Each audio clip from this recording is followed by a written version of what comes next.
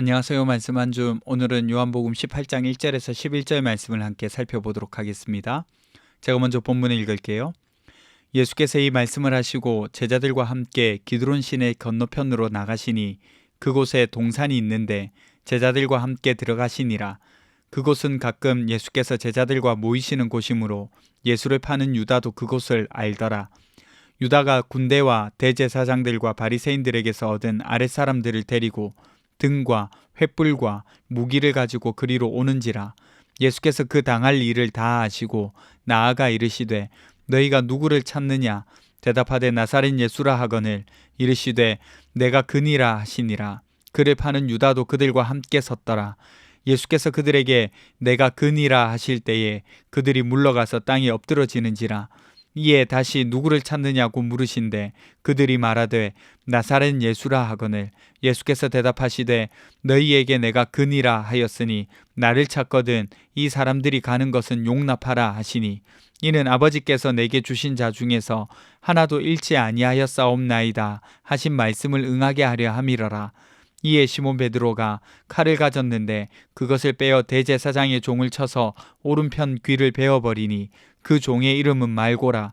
예수께서 베드로더러 이르시되 칼을 칼집에 꽂으라. 아버지께서 주신 잔을 내가 마시지 아니하겠느냐 하시니라. 아멘. 유다가 무리를 이끌고 예수님을 잡으러 오는 장면을 우리가 보고 있어요. 기드론 시내 건너편으로 나가셨고 그곳에 동산이 있는데 제자들과 함께 들어가셨다고 하시죠. 다른 복음서에서 확인이 되는데 바로 겟세마네 동산을 의미합니다. 유다는 이곳을 잘 알고 있었어요.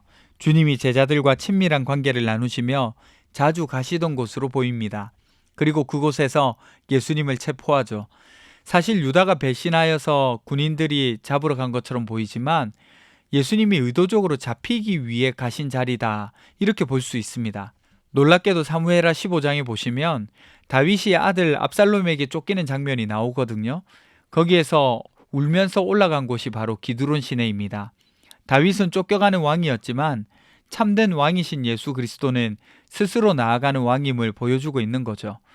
어두우니까 등과 횃불을 가지고 들이닥쳤습니다. 군대도 오고 대제사장들과 바리새인들의 부하들도 데리고 유다가 왔어요. 이 모든 일을 예수님이 아셨습니다. 예수님이 먼저 말씀하시는데 너희가 누구를 찾느냐라고 대답하세요. 무리들이 대답하죠. 나사렛 예수를 찾는다. 그러자 예수님이 내가 그니라 라고 말씀하십니다.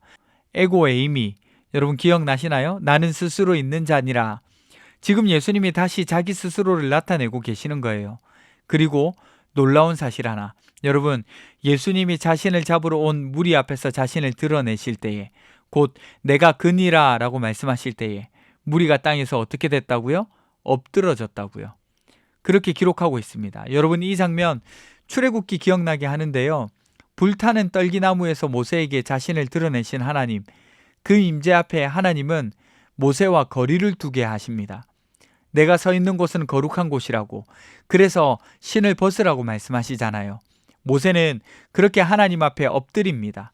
오늘 예수님도 아버지의 임재를 나타내고 있어요. 하나님의 임재를 나타내고 있는데 자신을 드러내시자 사람들이 엎드러집니다.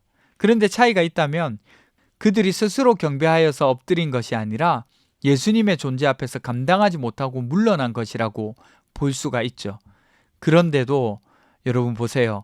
하나님의 임재를 감당하지 못하는 인간이 그 하나님을 다시 붙잡는다는 거예요. 이건 하나님이 스스로 자신을 내어주셨다는 증거가 됩니다. 그리고 그분은 제자들을 지키시죠. 이 사람들이 가는 것은 용납해라, 이렇게 말씀하시잖아요. 여러분 이 과정에서 베드로의 행동이 기록되어 있어요. 베드로가 칼로 주님을 지키려고 합니다. 그래서 말고의 오른쪽 귀를 베는 일이 발생해요. 사실 저는 이 부분이 명확하게 이해가 가지는 않거든요. 그런데 아마도 추정해 보건대 베드로가 치명적인 공격을 하다가 빗나간 것으로 보여요. 왜냐하면 베드로가 귀만 노렸을 수가 없어요. 여러분 귀를 벤다는 건 어려운 일입니다. 그럴 필요도 없고요. 그리고 분명 피하거나 움직여서 비껴나갔는데 귀가 베인 거죠. 베드로는 칼잡이가 아니었어요. 충동적으로 행동했을 거고 훈련되어 있지 않았기 때문에 부정확하게 휘둘렀을 거예요. 하지만 아마도 당시에 휘둘렀던 것처럼 목이나 머리나 어쨌든 어깨 위쪽으로 겨냥하고 공격했을 가능성이 다분합니다. 베드로는 어쨌든 예수님을 지키려고 칼을 들었잖아요.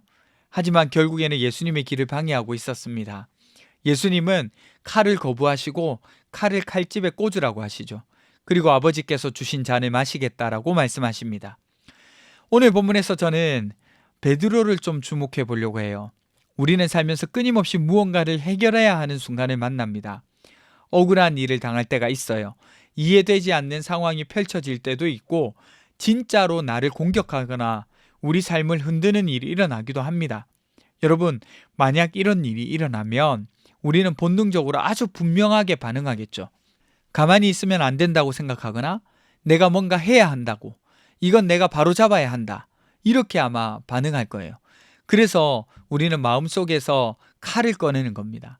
그 칼이 우리 말에 혹은 태도에, 선택에, 관계 속에서 휘둘러지는 거죠. 마치 베드로처럼 말이죠. 저는 사실 오늘 베드로의 모습을 보면서 쉽게 비판할 수가 없습니다. 너무 이해가 되니까요. 어설프지만 예수님 따라가겠다고 했던 그 약속이 생각나서 용기 내어 움직였던 그 베드로의 모습이 이해가 됩니다. 가만히 있으면 안 되는 상황이잖아요. 예수님 지켜야 하는 순간이잖아요. 하지만 그때 예수님이 칼을 칼집에 넣으라고 하세요. 그리고 아버지께서 주신 잔을 마시겠다고 하십니다. 여러분, 혹시 이 대목에서 보이시나요? 예수님은요, 지금 이 상황을 문제로 보지 않고 억울한 일로도 보지 않고 계신다는 거예요. 아버지께서 주신 잔으로 보고 계시는 겁니다. 이게 베드로와 예수님의 시각 차이인 거예요. 베드로는 해결해야 할 상황으로 보고 예수님은 받아들여야 할 하나님의 뜻으로 보고 계신다는 거죠. 그래서 자신을 내어주시는 겁니다. 앞에서 살펴보셨죠? 스스로 자신을 내어주셔야만 가능한 일들이 일어나고 있었던 거예요. 유다가 잡으러 왔지만 사실 자신을 내어주신 거였고, 내가 예수라고 말씀하셨을 그때에 사람들이 잡을 수 있었던 것도 자신을 내어주신 겁니다. 여러분, 우리가 억울하면 맞서고 손해보면 되찾으려고 하고 불안하면 통제하려고 하고 흔들리면 붙잡으려고 하는 것이 우리 본능이에요. 자연스러운 모습입니다. 그런데 예수님은 오늘 우리에게 묻고 계세요. 칼을 들고 있느냐, 잔을 받고 있느냐. 너무 어려운 일이지만 예수님이 오늘 본문을 통해서 하시는 말씀은 내 방식으로 해결하려는 것을 내려놓고 내 삶에 일어나는 모든 상황을 불운이나 우연이 아니라 하나님의 손안에서 주어진 것으로 받아들이는 태도를 지니라는 겁니다. 이해되지 않아요. 납득이 되지 않습니다. 이 말을 적는 저도 사실은 이해와 납득이 되지 않습니다. 하지만 여러분, 놀라운 사실이 뭔지 아세요? 예수님도 그 고통을 원하신 것이 아니었습니다. 그러나 아버지의 뜻 앞에서 자신을 맡기셨다는 사실이에요. 그리고 받아들이셨다는 거예요. 그리고 십자가의 길로 나아가시고 순종하셨죠. 쉬워서 가신 길이 아니라 아버지를 신뢰했기 때문에 순종하면서 나아가신 길이라는 겁니다. 여러분, 이 말씀을 드리면 약간의 혼동이 생길 것 같아요. 그러면 우리는 가만히 있어야만 하는가? 아니요. 가만히 있어야 한다는 것을 말씀드리는 것이 아니에요. 우리가 어떤 일을 만났을 때 하나님을 신뢰하는 마음으로 하는 건지 아니면 내가 상황을 통제하려고 하는지 잘 살피셔야 한다는 거예요. 감정에 휘둘리고 복수하려고 하고 뭔가 이겨야만 속이 풀릴 것만 같은 그런 생각들이 우리를 지배한다면 우리는 칼을 들고 있을 확률이 높습니다. 그러나 하나님 앞에서 이 일을 먼저 물어보고 해석하면서 일어나는 감정을 멈추는 것, 또 파괴적인 말이나 날카로운 말이 아니라 필요한 말로 상황을 설명하고 입장을 설명하는 것, 그리고 결과를 하나님께 맡기는 것은 이 모든 과정이 하나님께 있다는 것을 의식하는 거죠. 하나님을 신뢰하는 방식으로 일하는 거예요.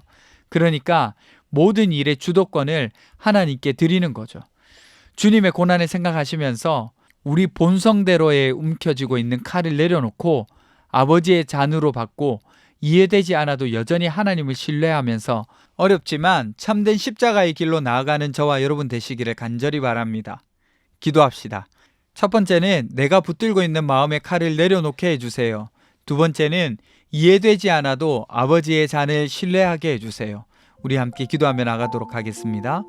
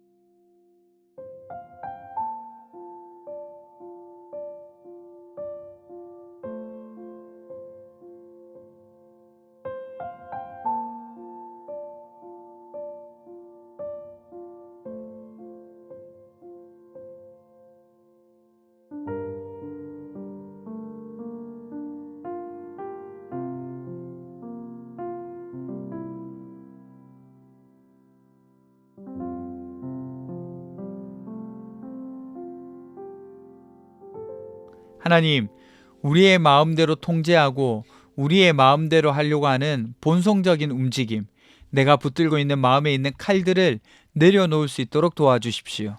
그리고 이해되지 않아도 아버지의 잔을 신뢰하면서 나아갈 수 있도록 도와주세요. 감사드리며 거룩하신 예수님 이름으로 기도드립니다. 아멘. 여러분, 오늘 하루도 아버지 하나님의 뜻을 생각하면서 살아가시는 저와 여러분 되시기를 간절히 바랍니다.